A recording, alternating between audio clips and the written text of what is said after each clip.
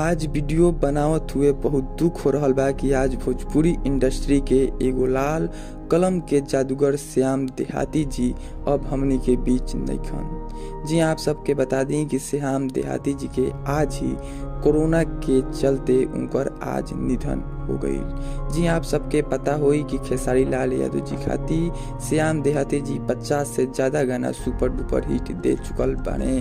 वहीं पे पवन सिंह जी के साथ भी लोकगीत से लेके देवी गीत दे चुकल बाने श्याम देहाती जी, और आज उनकर हॉस्पिटल में निधन हो गई। जी आप सबके बता दी कि ऐसा रिपोर्ट निकल के आ रहा बा कि उनका कोरोना हो गई रहे और कोरोना के लेकर ही आज उनकर निधन हो चुकल बाटे। वहीं बता दी कि खेसारी लाल यादव जी के पूरा टीम पूरा कोशिश कैलस श्याम देहाती जी के बचावे खातिर, लेकिन श्याम देहाती जी आपन दम तोड़ देले। तो ई भोजपुरी इंडस्ट्री खातिर बहुत ही दुख के खबर बा, और भोजपुरी इंडस्ट्री एगो आपन लाल के आज खो देले बाटे। और आज हमनी के भोजपुरी इंडस्ट्री खातिर बहुत ही दुख के खबर बाटे।